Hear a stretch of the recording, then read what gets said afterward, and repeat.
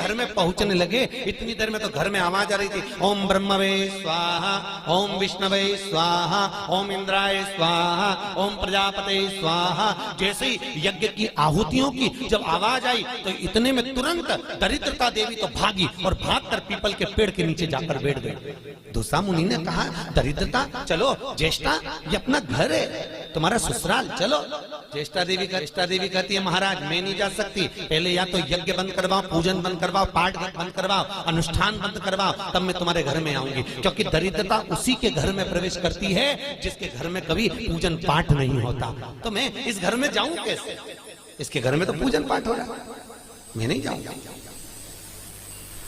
भगवान नारायण ने लक्ष्मी जी से विवाह कर लिया। दुस्सहा मुनि की पत्नी दरिद्रता पीपल के पेड़ के नीचे रहने लगी। इसलिए हमारे यहाँ हिंदू धर्म में पीपल का पेड़ घर में नहीं लगाया जाता, क्योंकि उसके नीचे कौन रहती है? जम के बोलो, दरिद्रता रहती, ज्येष्ठा रहती। अब दरिद्रता का निवास हो गया पीपल के पेड़ के नीचे। भगवान नारायण लक्ष्मी जी को लेकर घूमने के लिए चले। चलो थोड़ी देर, लक्ष्मी जी बोली मेरी बहन से नहीं मिले, चलो जरा मिलने। भगवान ने कहा चलो मिल के आते हैं। और जो भगवान मिलने के लिए गए तो लक्ष्मी जी उनके लिए मिठाई का डब्बा ले गए। अपन किसी के यहाँ जाते हैं तो मिठाई लेकर जाते हैं, मिठाई दे गई। और मिठाई ले जाकर जो दिया, दीदी ओ दीदी, दीदी बोली हाँ ले, मैं तेरे लिए क्या लाई हूं, ले। और जो मिठाई का डब्बा दिया, इतने में दरिद्रता ने खोल कर देखा तो उसमें मिठाई थी। दरिद्रता को क्रोध आ गया और दरिद्रता ने कहा, लक्ष्मी तुझे मालूम नहीं कि मुझे प्रिय क्या, मुझे क्या अच्छा लगता है? लक्ष्मी जी ने कहा, मैं जानती हूँ तेरे को खट्टा और तीखा प्रिय है, मैं जानती हूँ तुझे खट्टा अच्छा लगता है, तीखा अच्छा लगता है, तो फिर मिठाई क्यों लाई? तो लक्ष्मी जी बोली, मेरे को लगा कि हो सकता है शादी के बाद तू चेंज हो गई हो, बदल गई, इसलिए मैं तेरी मिठाई का डब्बा उठाकर फेंक दिया दरिद्रता। और दरिद्रता ने फेंका। भगवान नारायण देख रहे थे। लक्ष्मी जी ने कहा चलें, भगवान विष्णु के चलो, चलिए। ये दरिद्रता को खट्टा और तीखा प्रिय है और लक्ष्मी को जम के तो बोलो मीठा। इसलिए हमारे हिंदू धर्म की रीति है, आज भी दुकान के बाहर, घर के बाहर नींबू मिर्ची टांगी जाती है। मिठाई रसगुल्ले नहीं, क्या टांगते हैं? नींबू मिर्ची। और मिठाई कहाँ रखी जाती है? घर के अंदर। तीखा और खट्टा बाहर और मिठाई अंदर। उसका केवल, कई लोग कहते हैं नींबू मिर्ची इसलिए टांगते हैं नजर नहीं लगे। नजर नहीं, लक्ष्मी और दरिद्रता ये दोनों बहन का नियम है। प्रतिदिन सुबह से लेकर शाम तक ये प्रतिदिन घूमने के लिए निकलती हैं। प्रतिदिन ये इनका काम ही है घूमना, दोनों बहनों का, दरिद्रता और लक्ष्मी का। जब इनको भूख लगती है तो दोनों घर में प्रवेश करना चाहती हैं, और जैसे ही घर में प्रवेश करना चाहती हैं तो जिसके जैसी दोनों चलती हैं तो इतने में दरिद्रता देख लेती है कि मेरा भोजन तो बाहर ही टंगा है, तो दरिद्रता खाकर बाहर की बाहर चली जाती है और लक्ष्मी मिठाई के चक्कर में अंदर प्रवेश कर जाती है। लक्ष्मी लक्ष्मी अंदर प्रवेश कर।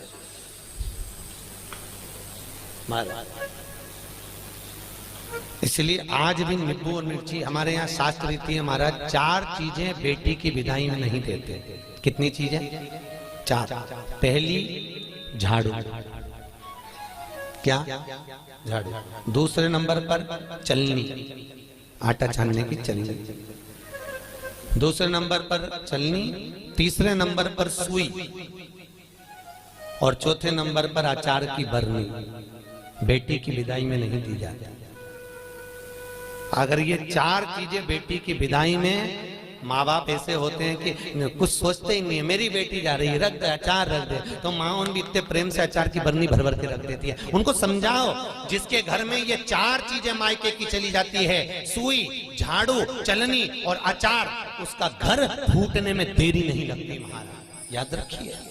उसके घर में फूट डले, पति पत्नी में फूट डलेगी, सास बहू में फूट डलेगी, भाई भाई में फूट डलेगी, तो लोग कहते हैं अच्छा खासा परिवार था, जब से बहू आई तब से घर में ऐसा उपद्रव मच रहा। उपद्रव क्यों मच रहा है? उसका कारण है क्योंकि तुम उसके घर का अचार खा गए। वो बनवा के लिए ही हो, तुमने खा लिया। और अभी भी कह रहे हो हमारी बहू की माँ बहुत अच्छा अचार बनाती है, तो मंगवा लो, जा और मंगवा लो, खा।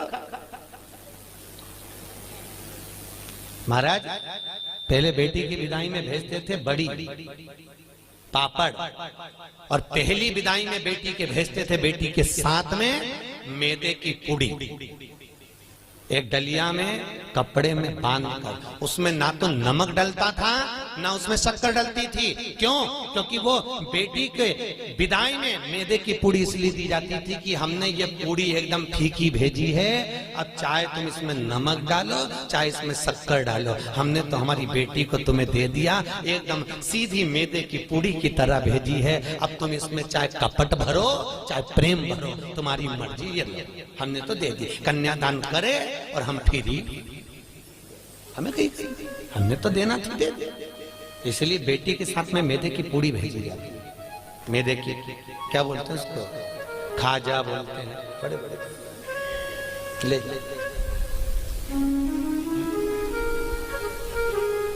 खट्टा तीखा नहीं देते।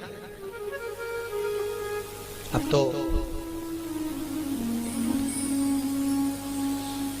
पहले तो ब्राह्मण की थाली में भी खट्टा नहीं परोसा जाता था, और तीखा भी, मिर्ची भी इतनी नहीं डालते थे कि ब्राह्मण की थाली में तीखा। आज के जमाने में तो पंडित लोग ही कह देते लाओ जरा अचार हो तो लिया बनी का,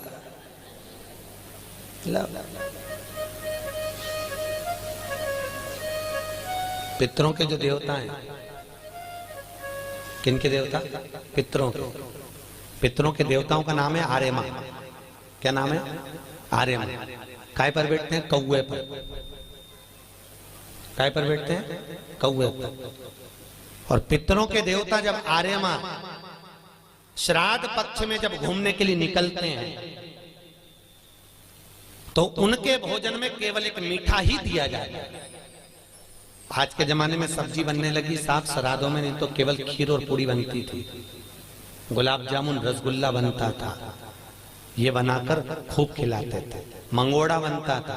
पर अब सब्जियां बनने लगी, अब तो लोग श्राद्ध में भी अचार परोस देते हैं। पर कितनी वर्ज्यता है महाराज, कितनी वर्ज्यता। श्राद्ध पक्ष में अगर राई से तुमने सब्जी को छोक दिया, काहे से छोका है? राई से। सब्जी को अगर छोक दिया और वो सब्जी और पूड़ी तुमने छत पर ले जाकर पटक दी, तुम कितना भी कौवा को बुलाना, कौवे का बाप नहीं उसको भोग लगाएगा, लगा ही नहीं सकता। कितनी भी तुम सब्जी अगर राई से छुकी है, और अगर राई बिना सब्जी है तो तुम पटक कर जाओगे, कौवा आएगा और लेकर चलेगा, बुलाने की भी जरूरत नहीं है कि तू आ और खा, तुमने पटका और खा कर जाएगा। मारे तुमने डाला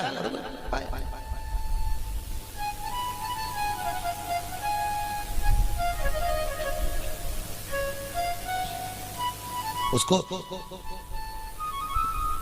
हमारे यहाँ शास्त्र दरिद्रता को खट्टा और तीखा प्रिय है। इतने में भगवान जाने लगे। लक्ष्मी जी ने कहा हमारी बहन से मिलने के लिए आए हो, कोई वर दीजिए। भगवान नारायण ने कहा लक्ष्मी आज शनिवार का दिन है, जिस दिन लक्ष्मी और नारायण दोनों इस पीपल के पेड़ के नीचे आए हैं। सुन दरिद्रता देवी, इस पीपल के वृक्ष के नीचे जो शनिवार को दिया लगाएगा वो लक्ष्मी और नारायण को अपने घर ले जाएगा। इसलिए शनिवार के दिन पीपल के वृक्ष के नीचे दिया का प्रमाण है महाराज। और सुन दरिद्रता देवी, तेरे पेड़ के नीचे जो खाली हाथ आएगा तू उसके घर में प्रवेश करेगी, और जो भरे हाथ से मतलब पानी का लोटा ले जाओ, कंकु ले जाओ, चावल ले जाओ, रोली ले जाओ, कुछ भी, जरा सी शक्कर ले जाओ, गुड़ ले जाओ, आटा ले जाओ, पर पीपल के पेड़ के नीचे कभी खाली हाथ मत जाओ। अगर तू खाली हाथ कोई आया तो तू उसके घर में प्रवेश करेगा। दरिद्रता देवी बोली ये तो तूने अपने अपने मन की बात कर ली लक्ष्मी, मेरा क्या पीपल के वृक्ष के नीचे। इतने में तुरंत भगवान बोले तू बोल तुझे क्या चाहिए।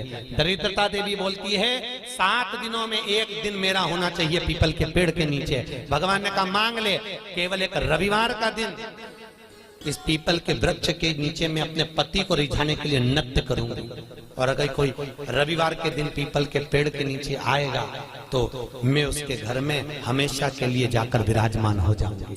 भगवान ने कह दिया तथास्तु, तथास्तु। इसलिए केवल एक संडे का दिन ऐसा होता है जिस दिन पीपल के पेड़ के नीचे दिया नहीं लगाया जाता, बैठा नहीं जाता, प्रणाम नहीं किया जाता, परिक्रमा नहीं लगाई जाती। केवल जिनकी दीवालों पर कहीं पीपल लग जाता है ना, किसी किसी के घर में लग जाता है दीवालों के ऊपर, तुम कितना भी पीपल उखाड़ना वो वापस लग जाएगा, फिर उखाड़ो फिर लग जाएगा। पर पीपल उखाड़ने का भी एक प्रमाण है, अगर पीपल को उखाड़ना है तो केवल एक रविवार के दिन दीवाल के सामने जहां से पीपल उखाड़ना है वहां पर नींबू और 7 मिर्ची रख दीजिए और उसके बाद पीपल को उखाड़ दीजिए और नींबू को वहां पर काट कर छोड़ दीजिए। उसके बाद कभी दीवाल में पीपल लग ही नहीं सकता उस स्थान पर। अगर एक बार आपने उखाड़ा और उसके बाद नींबू मिर्ची मार दिया, क्योंकि वो खाकर अपना भाग ग्रहण कर कर दरिद्रता चली जाती है, उसके बाद पीपल वहां नहीं लग सकती। लगे दरिद्रता का शास्त्र कह रहा है भगवान जितने स्वरूप में विराज रहे हैं, भगवान ब्रह्मा जी कर रहे हैं ये नारायण का मस्तक का है, इनका चरण का है। भगवान विष्णु बोले ये मेरे भगवान, ये मेरे पिता है। और पिता के मन के बात को जानना, पिता के भाव को जानना, पिता और माता को पहचानना, ये बहुत कठिन बात है साहब। दुनिया का कोई व्यक्ति अपने माँ बाप को नहीं जान सकता। जब तक जिंदा है तब तक लगता है ये मेरे हैं, उसके हैं, ऐसा करा वैसा करा, माँ ने ऐसा करा, बाप ने ऐसा करा, परिवार ने ऐसा करा, कुटुंब। अरे भाई चले गए, उसके बाद में फिर रोते हैं, भोग लगाते हैं। क्या मतलब जीते जी दंगम दंगा, मरे पीछे पहुंचा दी गंगा। क्या मतलब?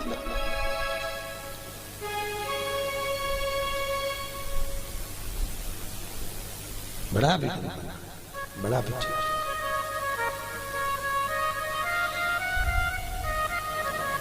कर सेवा तू लगन लगा कर, मन में सच्चा भाव जगा कर, ये की आंखें खोलो रे, जय श्री कृष्णा बोलो रे। तुम मन लगाकर, चित्त लगाकर, अपने मन की वृत्ति को परमात्मा तक ले जाकर भाव से तुम परमात्मा को रिझाओ तो सही।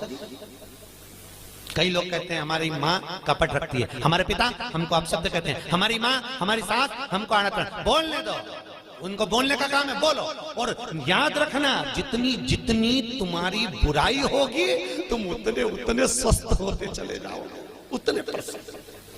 आपको पहले कथा कही थी चारधाम मंदिर में, एक राजा बीमार पड़ गया, उसका काया गल गल कर नीचे टपकने लगी, काया का रोग हो गया। राजा ने सारे डॉक्टरों को दिखाया, इलाज नहीं मिला। तब गुरुजी के पास गया, गुरुदेव मेरे को बीमारी हो गई। गुरुजी बोले डॉक्टर को दिखाया, हाँ गुरुजी पर मैं ठीक नहीं हुआ। गुरुजी ने कहा तेरा बड़ा भाई था कहाँ है? तो कि वो तो मर गया। भाभी है? हाँ। कहाँ है? राजभवन में। एक काम करा कर चुपचाप से किसी को मालूम मत पड़ने देना, भाभी के कमरे के बाहर जब भाभी सो जाए तो चटाई डाल के रजाई ओढ़ के सो जा, ठीक हो जाऊंगा। हाँ।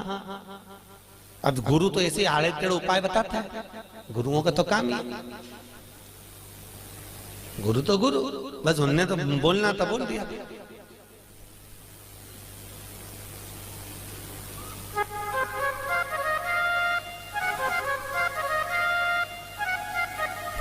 तो गुरु तो गुरु। महाराज भावसर जी, यहाँ सागर के पास में गांव है, वहां पर एक महाराज जी रहते हैं और किसी को सांप डस लेता है ना, तो भले वो हॉस्पिटल में पड़ा हुआ, सांप डस ले और वो फोन पर उनसे बात करा दो महाराज से, वो महाराज वहां से कुछ नहीं कहते, केवल गाली बकते, लपक के उसके कान में, और 15 से 20 मिनट में सांप का जहर उतर जाता है। अब गुरु तो गुरु, गुरु की मर्जी, उनका मन।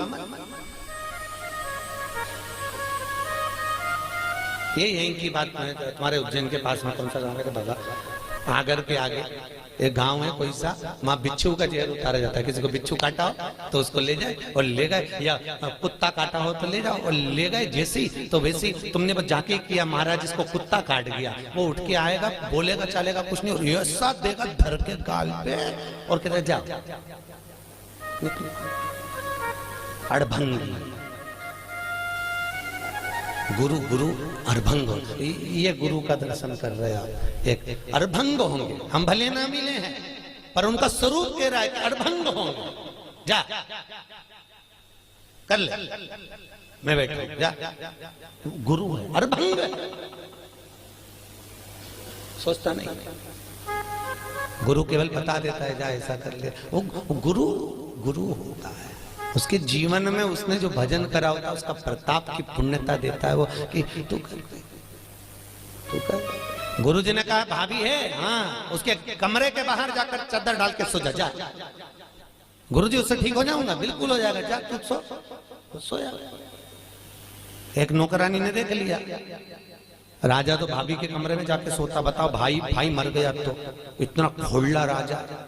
उसने दूसरी नौकरानी से कहा, दूसरी तीसरी से कहा, तीसरी चौथी से कहा, पूरे नगर में बात हो गई कि राजा इतना कपटी इतना खोला कि भाभी के कमरे में जाके सोता, भाई मर गया। पूरे नगर में बात हो गई, लोग थू करने लगे और राजा का शरीर एकदम बढ़िया चकाचक हो गया, एकदम बढ़िया। राजा नारियल लेके गुरु जी के पास गया, गुरुदेव मैं ठीक हो गया। पर गुरुजी में ठीक हुआ कैसे ये तो बता दो।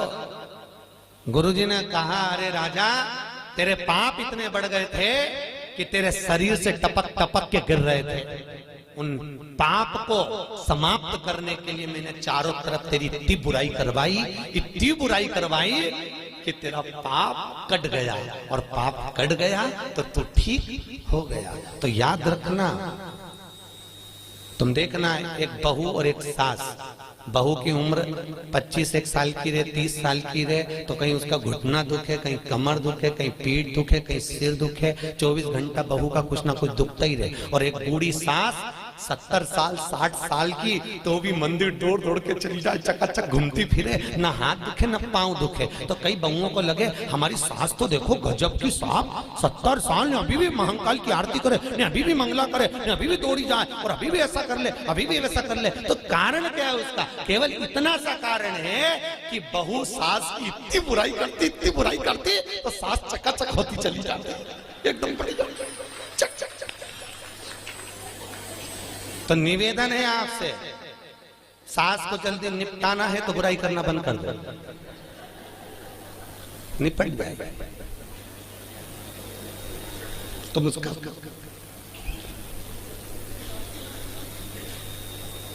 तुम बुराई करना बंद करो, जल्दी निपटेगी। और तुम जितनी बुराई करती रहोगी वो उतनी सद उतनी तैयार उतनी।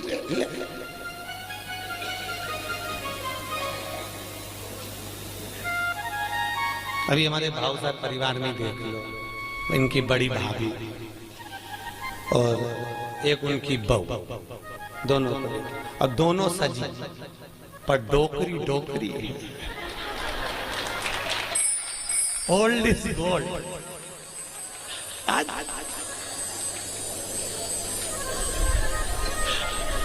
राधे ओल्ड भगवत तत्व हम सब